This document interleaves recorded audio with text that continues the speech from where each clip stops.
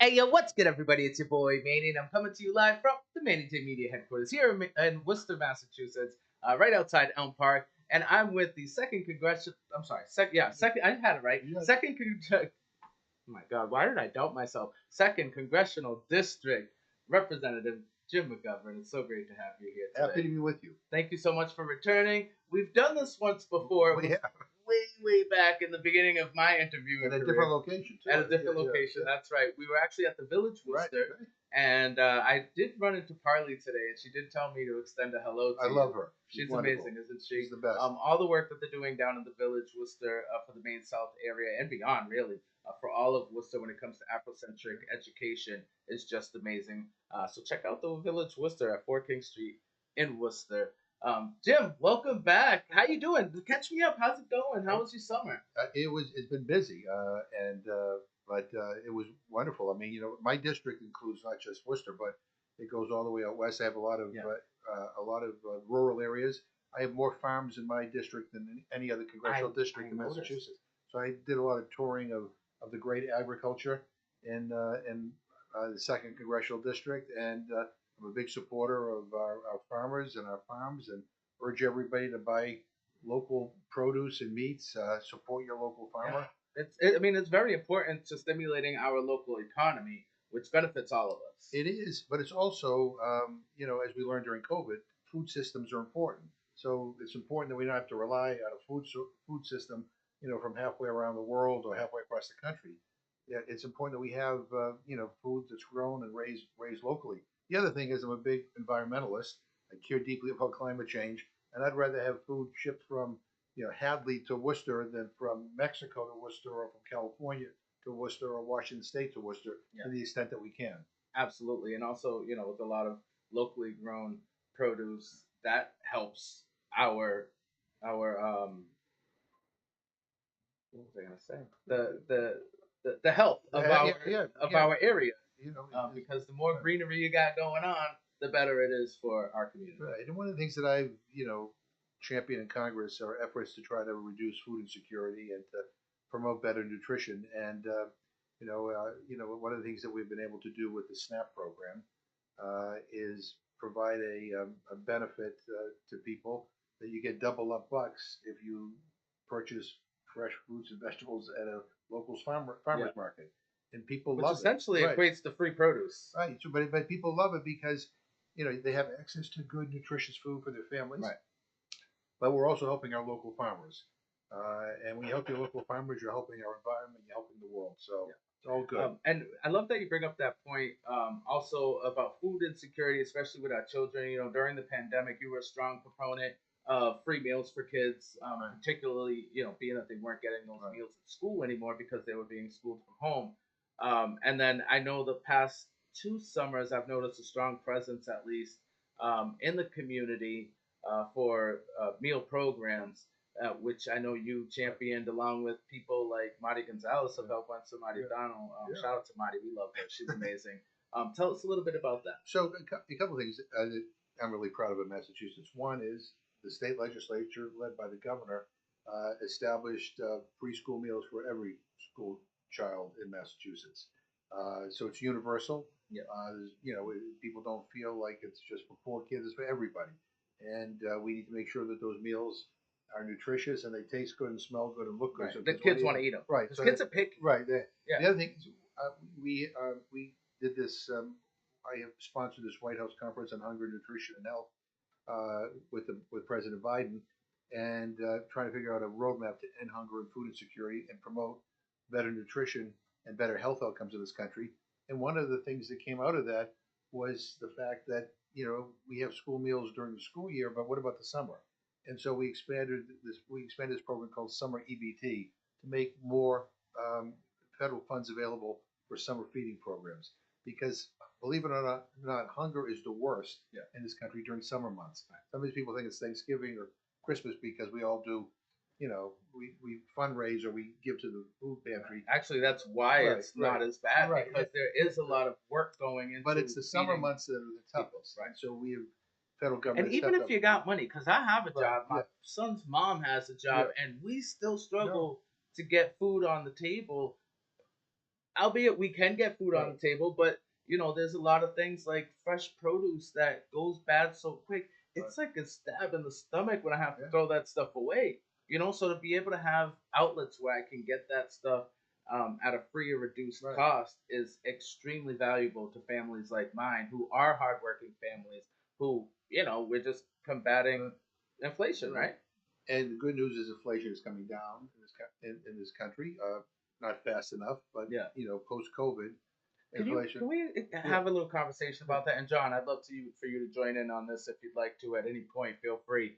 I'm a little confused on inflation, because that's one of the things I've heard is that inflation has actually come down since the pandemic.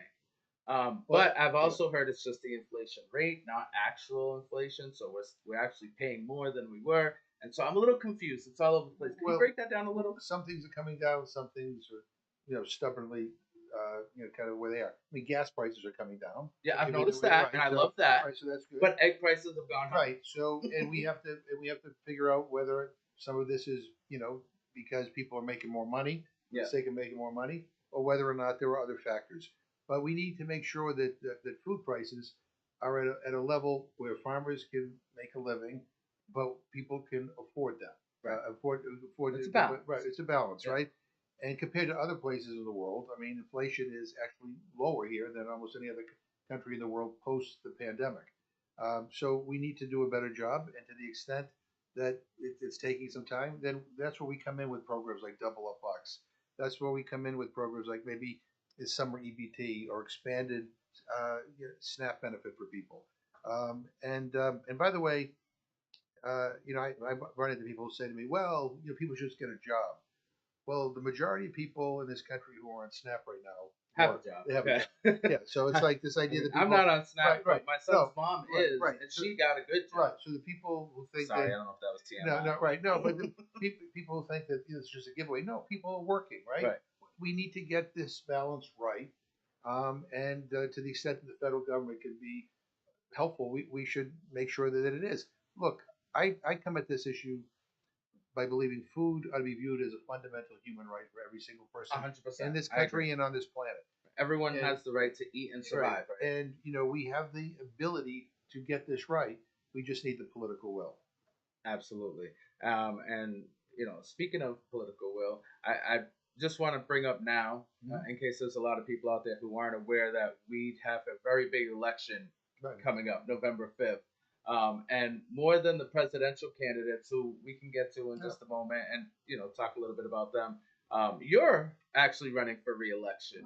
I am. And we're going to talk about a lot of great things that you've done. But I think it'll be kind of cool to start with some of the things that maybe didn't go so great for you.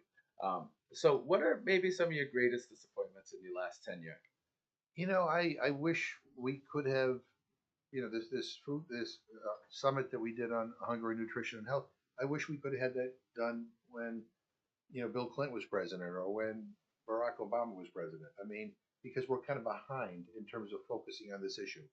I really, I'm glad that Biden did it.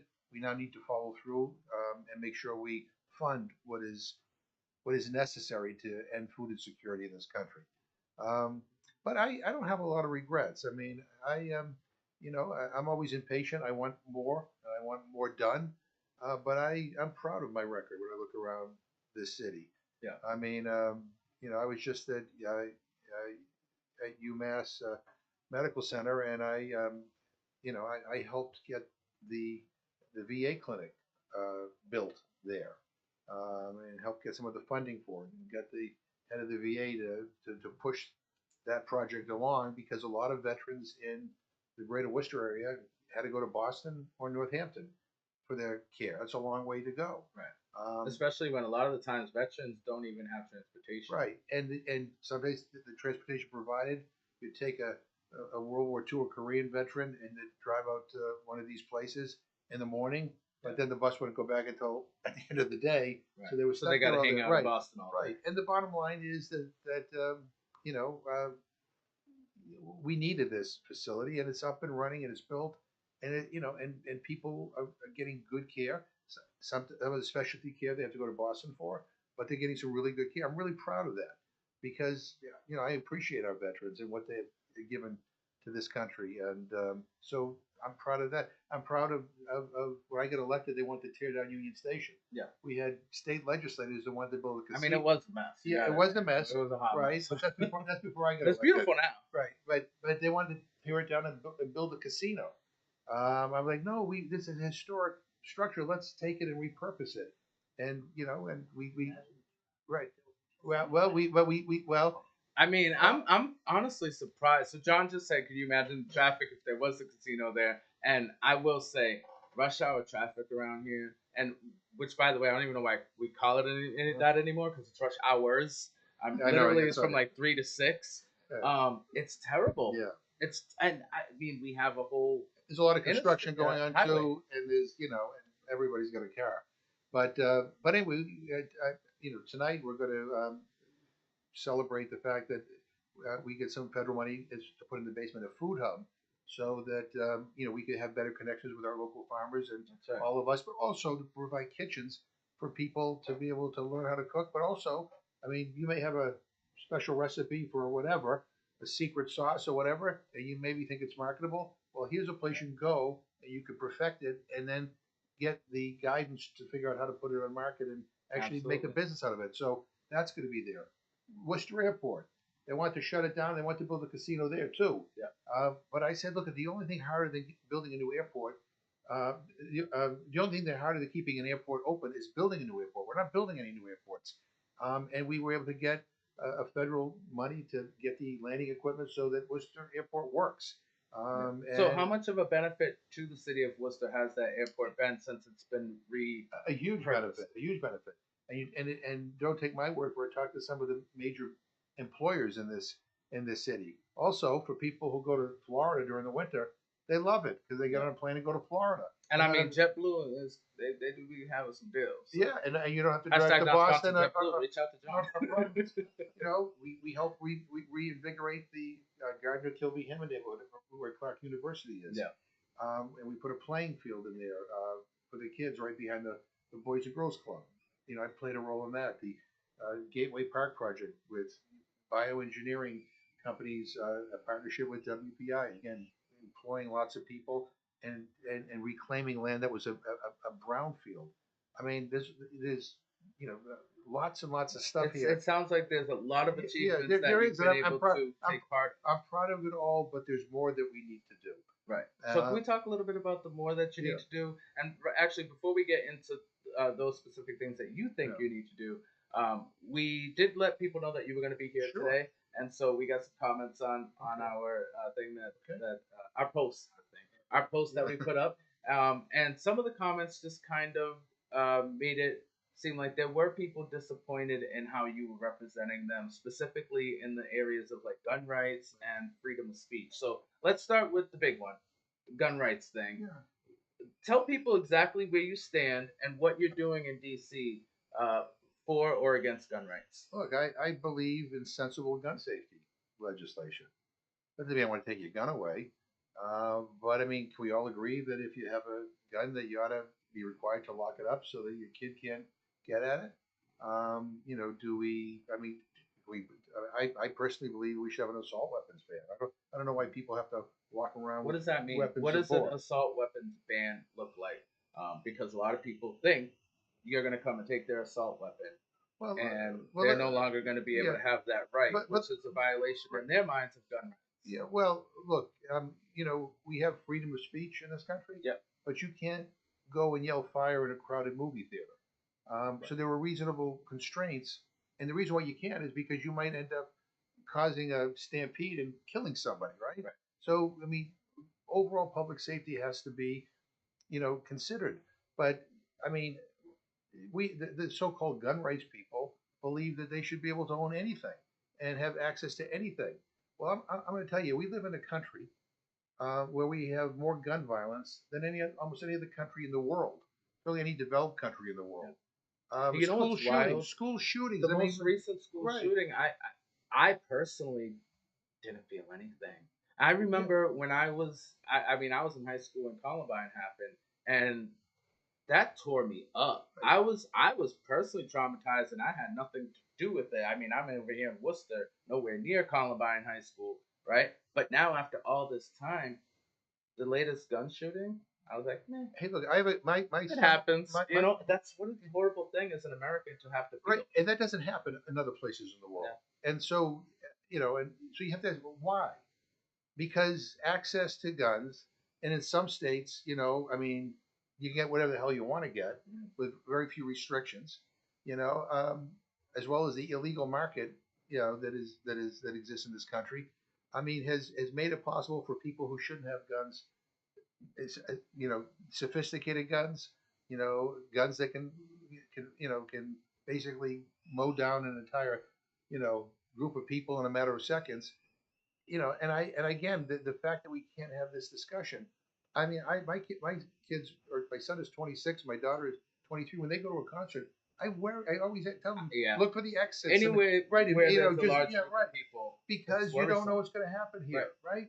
I mean, look at what happened over the summer with Trump. Yeah, I mean, right? No one expected for someone to with an AR style weapon to get so close where they'd be able to and that's actually cause damage and kill someone. Where the father was so irresponsible, in terms of giving his young son access to a weapon of war that, quite frankly, he shouldn't have had, and he shouldn't have had to begin with.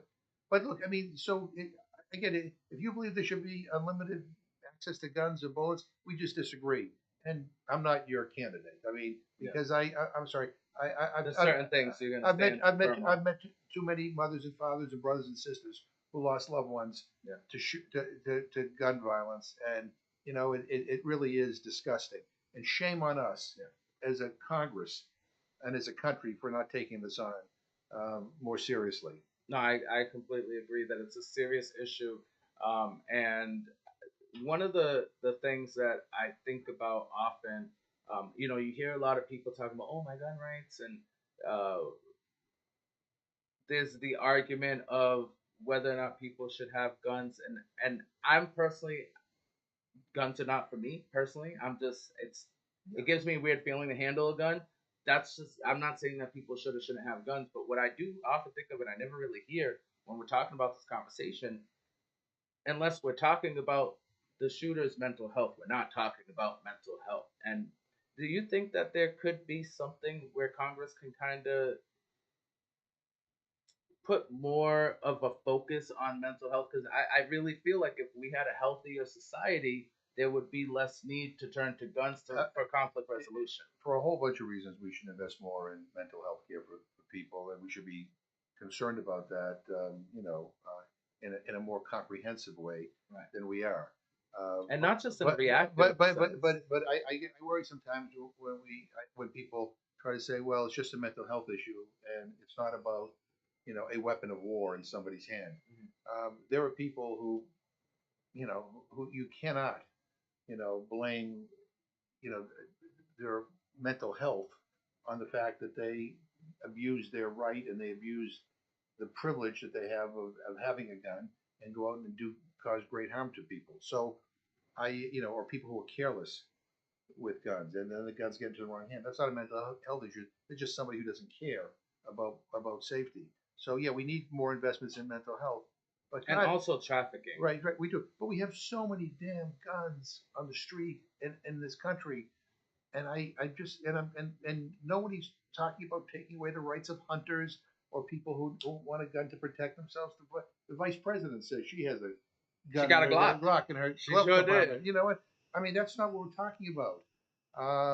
But weapons that are mowing down kids in schools. I mean, come on.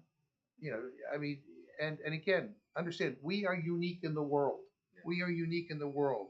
And so maybe we ought to ask why. All right, and I think that's a great way to put a pin on that until we come back from just visiting our sponsors and giving them a little bit of a dose of appreciation for having this amazing opportunity before us today. This is Interviews Live with Congressman Jim McGovern. We'll be right back.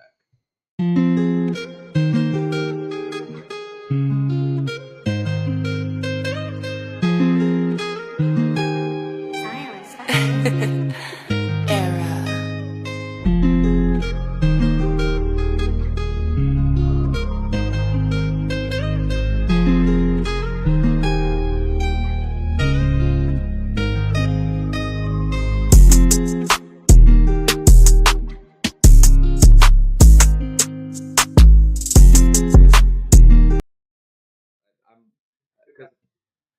Hey yo, welcome back to Manny J Media Interviews with Second Congressional District Representative Jim McGovern, my man. Thank you so much for joining me today. I appreciate you. I appreciate you taking the time to have a conversation with me, particularly about the things that may not be so great to talk about, like gun ownership. So we're going to dive right back into another hot topic of discussion, particularly on your opponent's side, to where they feel like you may not be a great candidate representing them. They have someone to vote for then. They do this time, Right, which we're going to talk about Yeah. the differences that you feel you bring to the table in just a moment. But freedom of speech, there's been a wild accusation, at least in my opinion, a wild accusation that you're for the censorship of speech. No, no. Can you clear that up for me? No. Because I have no idea No, what's going on. so this is what's going on right now. We have a group of people out there that, including the Republican nominee for president, who don't like to speak the truth, who don't deal in facts. I mean, as I said, this is a bottle of water, right? It's not a Volkswagen. That's definitely not a Volkswagen. We should all agree it's a bottle of water. Yes. But we're living at a time when falsehoods and outright lies get put out there. And we all get our news from different sources. I mean, you see what's happening in Ohio, where Trump is accusing Haitian migrants, who, by the way, have a legal status in Ohio, temporary protected status, of stealing pets and eating them. The Republican governor of Ohio said that's a lie. Yeah. I mean, we ought to be able to determine fact. And so all I'm calling for is that we ought to, there is such a thing as objective fact. And if you lie, you ought to be called out on it. Again, we all agree this is water. We could debate about, is it good water or bad water? You know, is it Poland spring? Was it from a spring, or was it in Poland? We can have all that. I love that. Right. Poland Spring. We'll take a sponsorship from you too. We can have all that conversation we want. Yeah. But let me tell you one thing here. I was the last person off the House floor on January 6th. When Speaker Pelosi was ushered away, I went into the Speaker's chair. So I had to evacuate everybody out of the House after being trapped there by this angry group of lunatics, quite frankly, that were destroying the United States Capitol, the shrine to our democracy. And when I walked out into the Speaker's lobby, I could see right in front of me these protesters, these rioters, not protesters, rioters, banging their fists, smashing the glass to get at us. Thankfully, which is very hugely, to use one of Trump's words, different than this wasn't a peaceful protest. Free speech. Right. Free speech. Right. But let me give you so in any event, I remember I came back to Worcester that weekend, and we were still wearing masks because it was COVID, and a man in a business suit came up to me and he said, "Oh, January 6th," and I thought he was being empathetic, but he said we almost got fooled. I said, "What are you talking about?" He says, "Yeah, a friend of mine sent me a link." I says, "A link to what?" He says, "A link that showed the video that the deep state fed the mainstream news media of this violent outburst, and then it showed what actually happened." I said, "Well, what actually happened?" He said, "It was peaceful." I said, "But I was there." Yeah. He said, "You got to look at the link." And we went back and forth, and I was like, you know what? You can defend the violence all you want. That's your right to do. But the fact of the matter was, what happened was a violent mob attacked the Capitol. People died. People were injured. You see the videotape; they were real. And so, let's, so people don't like it when I say we ought to fact check. If I'm saying something wrong, fact check me. So let me ask you, because Trump was actually, he just said over the weekend that he would possibly potentially Use the military to, use yeah, the, yeah. I use mean, the military this is against his opponents, particularly people on the far left who are against him. right, And what I hear in that is people who are using their freedom of speech to right. say how they feel. If it's against anything Right. that he's for, then he's going to mobilize the military against you. Which is really scary, Now right? that's a Right, violation of free speech, that- isn't it? you know, it is, but it's also, I mean, basically ignoring what the Constitution and what is, and using our military against U.S. citizens. Your own people. I mean, right. He's also said, Right. the threat is coming from within. Right. You know what that sounds like? Read your history. Yeah. In Germany in the 1930s, this is fascism. That's what fascism is. And look, here's the thing: he's telling us who he is, and so if people want to vote for him, they go ahead and vote for him. But he's telling you who he is. And Maya Angelou had this great line: "said When someone shows you who they are, believe them the first time." Right? He's showing you who he is, and he's not being shy about it. That's fine. So, what do you think people are seeing from you? Because I'm letting you know what I'm seeing as far as what free speech oppression could potentially look like. What do you think people are seeing from you that looks like oppression or free speech? That we call out lies. Okay. I mean, But you wouldn't go as far to say that someone who anyone, not just Trump, anyone who lies in politics should be punished or politically. Look, if people push conspiracy theories, we see that happening right now. We see the former president do that every day. I mean, I don't even think he knows what he's saying half the time. But the bottom line is that there is such a thing as objective fact. We can debate issues, but can we just agree on what the facts are? I mean, the fact is that a violent mob attacked the Capitol on January 6th. So stop lying and saying it was a peaceful day.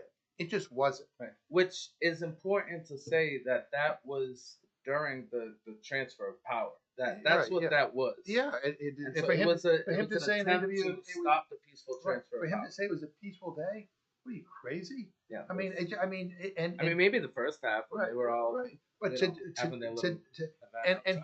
was pretty peaceful. But here's the worry, and this is what I worry about with his rhetoric. I mean, already they are building the case that if he doesn't win, it was fixed. Yeah. And so will there be violence on election day? Will there be violence if he doesn't win? Will we have a repeat of January 6th? Look, we should live in a country where everybody, whether you're liberal or conservative or Republican or Democrat, all agree that violence is unacceptable. Absolutely unacceptable. Certainly in terms of... even when former President Trump was shot, I thought that was extremely unacceptable. I condemn that. It is unacceptable. Nobody should who runs for office or who is in office should be subjected to threats, right, or should be subjected to violence, and certainly not their families. So we have to look at we have to reel things in here, and it's not going to happen before the election, but after the election we have to take a deep breath and start to figure out how to solve problems and not simply point fingers at everybody, and complain and yell and cry conspiracy. And certainly our allegiance ought to be to the people of the United States of America. I mean, I was shocked when I heard that during COVID, when I had people in Worcester looking for COVID tests, that we had a shortage of COVID tests originally, right? He sent a bunch of tests to Vladimir Putin. I mean, what? This is not. Yeah. I mean, it right. shows priorities. No, but it's just all. But also, the fact that he can't pronounce Kamala Harris's name properly. he purposely. I don't know. I think that's purposeful. It is I purposeful. think he wants. It is to. purposeful, but it shows a disrespect, Yeah. and it really shows a form of racism. To be honest with you, I mean, purposely mispronouncing her name, demeaning people, making fun of people. If that's acceptable, well, that's the way politics will be Right. from now on. It can't be acceptable. Well, we're better than this. One thing I could say for sure is we could talk about Trump and all the craziness that has been Trump since 2016 all day long. But I really want people to get to know you a little bit better. We are almost out of time. We definitely have to go, but you gave us a couple more minutes, which I'm so appreciative for. So thank you so much. You've been the representative, the congressman for the second congressional district in Worcester forever. Yeah. How many years? Exactly 19. I got like the 90. I began in 1997. Yeah. Wow. Just a little bit Time after flies, and I'm when I getting was born. and I'm getting and I'm getting younger. Yeah. So I will say one of the things that people look forward to elections to is they want to feel change. Yeah. Right. So there's a lot of things that people can expect with you moving forward.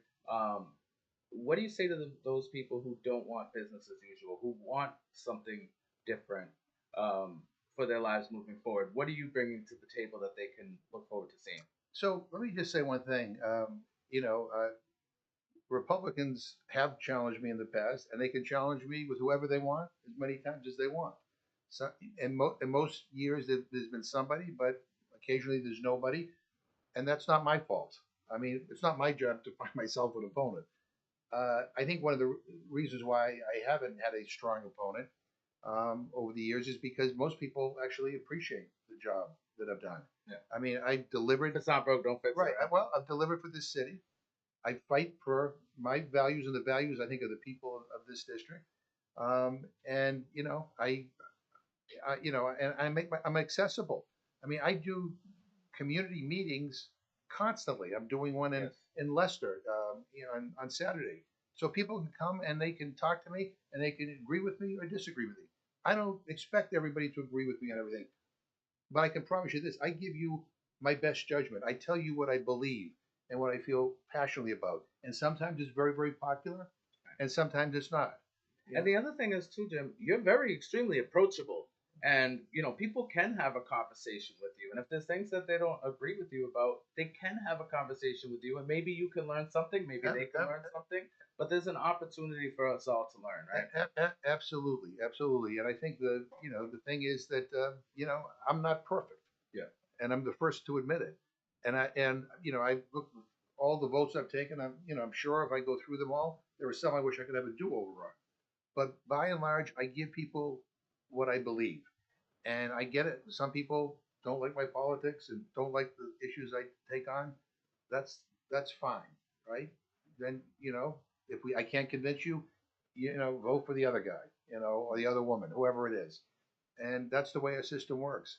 But to me, politics is about making a difference in people's lives, and politics is also about addition. So I spend an awful lot of time, by the way, on college campuses, meeting with high school students because they're the future leaders. Yeah, it's so important to get absolutely them right. Yeah. And so I'm not resting on my laurels. I mean, I'm out there working like a dog every single day.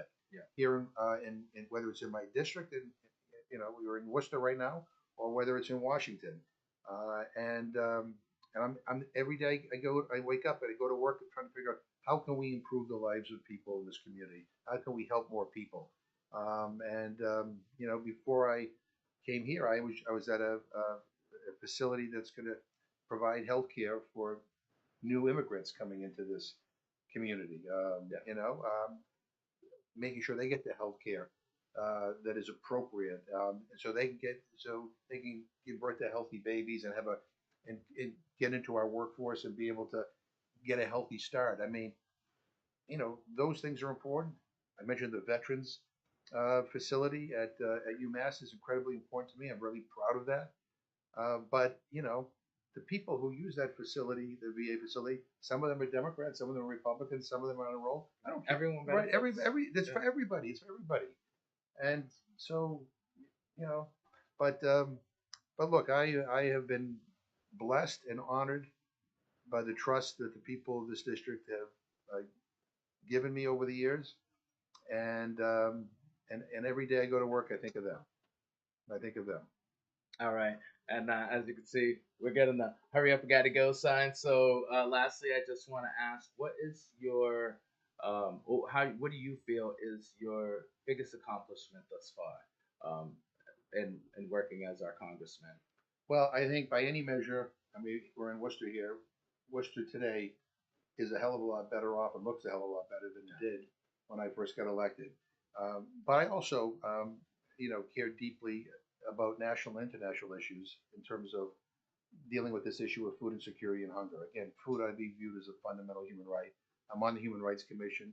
I feel very strongly that the United States needs to be committed to human rights here at home and around the world. We need to hold ourselves to a high standard, and we need to hold our allies to a high standard as well. I'm deeply concerned about what's happening in the Middle East right now. I agree. And actually, can I ask you one thing on that? Yeah. Where do you feel we stand? Like, I personally feel like you said look at history, right? Yeah. And so I look at history and I look at the people who are currently doing what's going on, and it's like, bro, you know better. You already lived through that. Why are we doing this? It looks like 1930s all over again, just different groups of people, right? Yeah, I believe that people in Israel deserve to live in security, and the people in Gaza deserve to live in security. And that means that there needs to be a two-state solution. The Palestinians ought to have their own homeland. They ought to be able to live free from occupation, and they ought to be able to determine their own future. I think I think the attack on Israel on October 7th was horrific. The areas that were attacked were areas that I visited a year prior. Ironically, those are the areas that have some of the most progressive Israelis who wanted to solve this problem between the Israelis and Palestinians.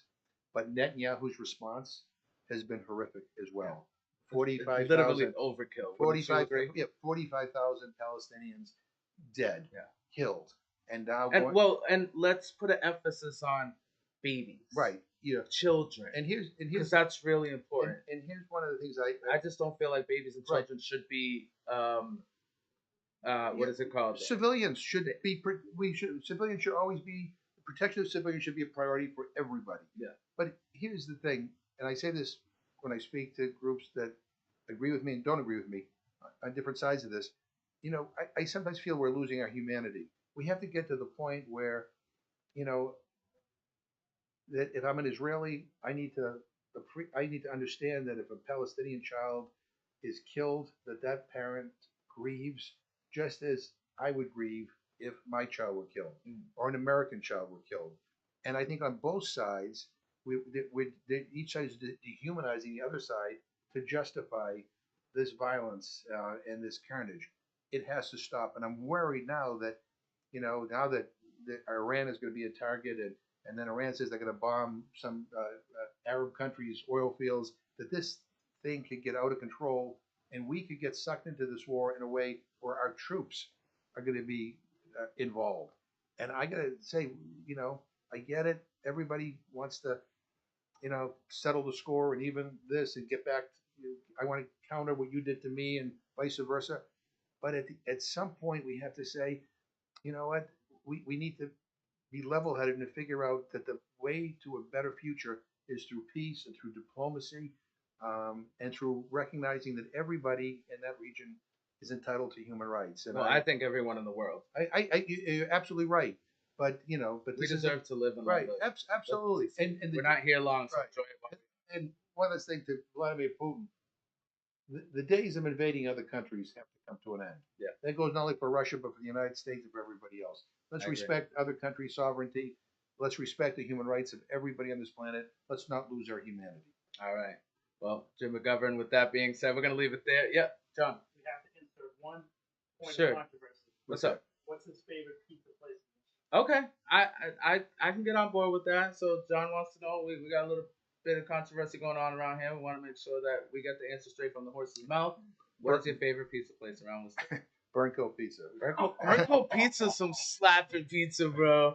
I will it's say. gonna go I'm crazy. sorry. I'm sorry. I love it. I mean, if you haven't it's tried it, happened. they're great, and they happen to be. I can walk across the street. And it's a long time family staple Yes. small Oh. business of Worcester that deserves us all to actually call Burncoat Pizza tonight. And if you gotta wait till Friday, that's cool. We understand. You gotta get your pizza on the weekend. But make sure you call Burncoat Pizza. By the way, not sponsored either. Burncoat Pizza, give us a call. All right, Jim. I appreciate you so much, Congressman Jim McGovern. It's great as always to see you, my brother. Good luck in the election and good luck in your future endeavors. I hope to see you back again soon. Actually, maybe I can come to DC and we can do something down there. Yeah. That'll be fun. And with that being said, it's your boy Manny, and who are you? Oh, Jim. And this is me. I forgot my name. Yeah, I do it all the time. This is Manny J Media Interviews.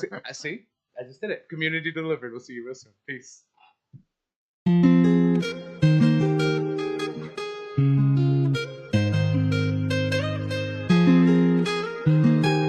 Silence.